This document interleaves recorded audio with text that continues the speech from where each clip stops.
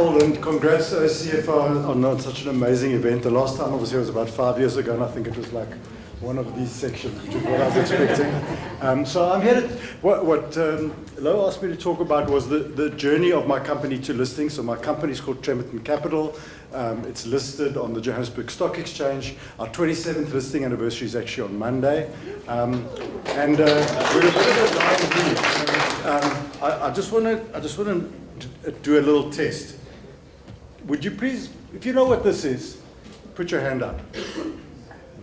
Not one. Come on, there must be one person who knows what it is. Okay. I thought at least 2 or 3 people put their hands up.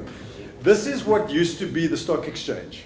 So you had these companies on little plastic things like this, and there was a guy on a step ladder with some chalk, and he used to write the prices down of all the shares that were traded. And that is the birth of the South African economy. It started with gold mining, and that's why we've got such a big and sophisticated stock market, is because people used to raise money, risk capital for mines, and that is the birth of the listing market. And this is sort of the theme of what I'm going to talk to you about for the next couple of minutes. So that was a bit of a time capsule, and I want you to go back to those days. Okay, so I'm asking you to cast your mind back to about late 1960s, early 1970s. There's no TV because TV was communist. I don't know if you guys remember.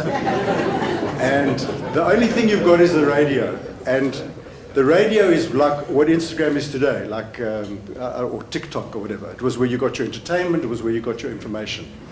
And my father was a stock market fundi.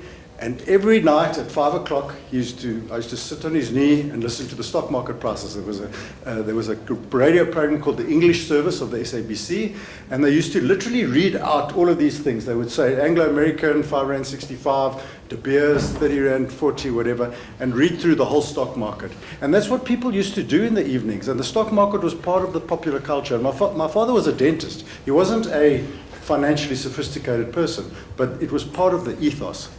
Okay, another test. How many people in this room could confidently tell me the gold price if I asked you? Anyway, look, neither could I, okay? And this is a really important question because it informs what caused South Africa to grow. Back in those days, everybody knew the gold price. It was everything. It was what drove the economy. We produced 80% of the world's gold. We were a rich country. It was 70 South African cents to the dollar, and everybody knew the gold price, and that is what drove the stock market.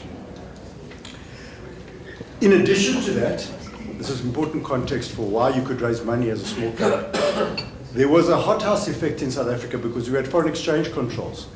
So now if you want to invest in a share, you're probably talking about Tesla or Amazon.com or Bitcoin or something. In those days, you couldn't. So all the money that South Africans saved stayed inside South Africa, and you had to spend it on the stock market because you had nowhere else to spend it. And that created this frenetic new listings boom.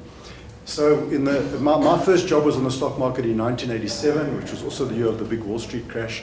And in those days, you literally had a new listing every single day. So every day there would be a new company. The prospectus would be a cobbled together piece of junk.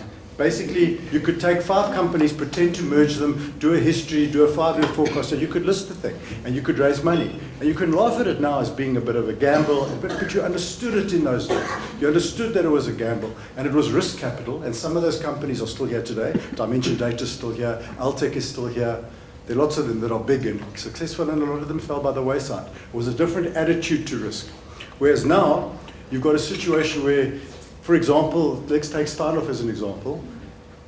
If you invest in Steinhoff and you lose money, in the old days you used to say, I made a mistake, silly me, I should have done my homework. Now, everybody blames the auditors and they blame the regulators and they blame the JSE because the fund managers don't want to take responsibility. It's a different attitude to risk. And that's made so my story about listing doesn't necessarily have a happily ever after moment, but okay, let's get there. Okay. So what happened with me is the company listed in 2005. It was a cash reverse listing. Tremerton was a cash shell. and we injected some assets into it. And then a few years later, I raised about 130 million rand from institutional investors, which was quite a lot of money back in those days, and started the Aria Property Group, which today owns the Riverside Mall and the Maynard Mall and some other nice shopping centres, some office blocks. We've got Club Mykonos, which is a holiday resort up the West Coast. We've got a school business called Generation Education, which has bricks and mortar schools and an edutech business. So that capital was definitely the source of a lot of good economic growth. Today we employ, I think, over 1,000 people in the group. So it was fantastic. But it's a very hard thing to replicate, and I don't think you can do it anymore. So if any of you are thinking of listing your businesses, I'm actually here to tell you, don't, because it's very expensive, it's very cumbersome, and it's very difficult to raise money. There is a but, and the but is, if your business is going to be a 6 billion rand market cap business in a few years' time, then it's worth doing. Because then the institutions can't ignore you and they're going to throw money at you. Okay, so I'm quickly going to go through the advantages of listing. The advantages of listing are public profile. If I buy a shopping center, I don't have to sign personal guarantees. My company can sign personal guarantees. And you get a lot, it's much easier to borrow money from banks because they can see your financial statements or if it's audited. But the opposite of that is the regulation, King 4, independent boards, categorization of transactions on the JSE. And I think the people in this room, the founders and entrepreneurs, would hate that. So I think my advice to you is, if you want to list, use it as an exit, not an entry. I'll tell you honestly today, if I could have the time again, I wouldn't list. Okay, my time's up, and I want to leave you with one final thought, and that is, the one thing that is common not only to listed businesses and unlisted businesses is what's in this room, which is people and networking and connection. And I am this year the president of the Cape Town chapter of Entrepreneurs Organization, which I urge you to look up and have a look at and to reach out to if you're interested in meeting peers who might be able to talk to you about these issues, how to raise capital, how to deal with regulation. You know, what happens if you haven't got any cash left, you can't pay your employees. You know, maybe it'd be nice to have someone to talk to about it because those are difficult topics. So thank you very much. I see Zach's in the room, so we're swapping place. Appreciate your time. Enjoy the rest of the conference.